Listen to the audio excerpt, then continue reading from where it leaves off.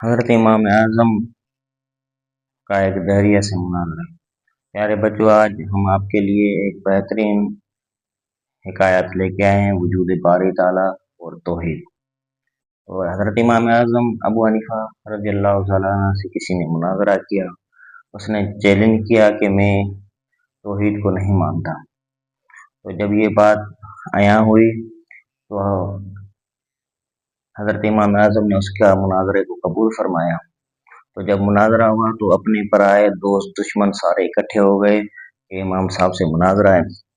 تو سارے جب جمع ہو گئے تو حضرت امام صاحب کچھ دیر تاخیر کر کے اس کے بعد آپ پہنچے۔ تو تاخیر کے بعد پہنچنے سے دہریہ نے پوچھا، امام صاحب آپ تاخیر کیوں کر کے آئے؟ حضرت امام اعظم ابو حنیفہ رحمۃ اللہ علیہ نے فرمایا، آپ فرمانے لگے، میں نے ایک درخت دیکھا جو خود بخود کٹ گیا، اور خود بخود کٹنے سے کے بعد اس کی خود بخود تختیاں بن گئی، اور تختیاں بننے کے بعد وہ خود بخود کشتی بن گئی، اور کشتی بننے کے بعد وہ خود بخود کشتی ایک کنارے سے جا رہی تھی اور دوسرے کنارے سے آ رہی تھی۔ تو جب میں نے یہ دیکھا تو حضرت امام اعظم ابو حنیفہ رحمۃ اللہ علیہ نے فرمایا کہ آپ اس بات کو مانیں گے، یہ سارا کچھ خود بخود ہونے لگا۔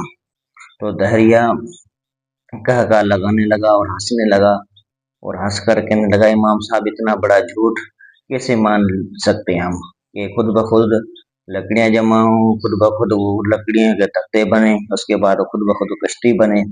تو حضرت امام اعظم ابو حنیفہ فرمانے لگے کہ آپ اتنی سی بات نہیں مان سکتے تو ہم کیسے مان لیں کہ اللہ کے وجود کے سوائے، اللہ تبارک و تعالیٰ کے وجود کے سوائے یہ پھول، یہ چاند، یہ سورج، یہ زمین، اتنی ساری کسی کے نہ چلانے کے سوا چلے۔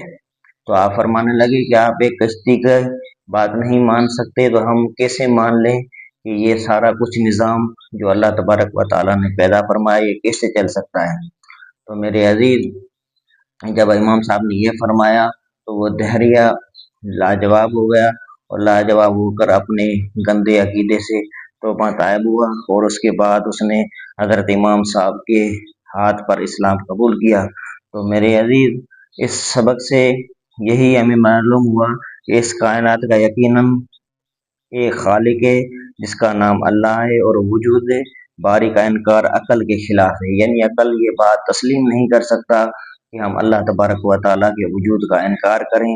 جو لوگ کہتے ہیں کہ کئی خدا ہیں یا بتوں کی پرستش کرتے ہیں، تو ہم اپنے بچوں کو یہی بتائیں گے، ہم اپنے بڑوں کو یہی بتائیں گے کہ وہ اللہ تبارک و تعالیٰ ہے جس کے سوا کوئی بھی نہیں ہے، وہی کائنات کا مالک ہے اور وہی کائنات کا چلانے والا ہے۔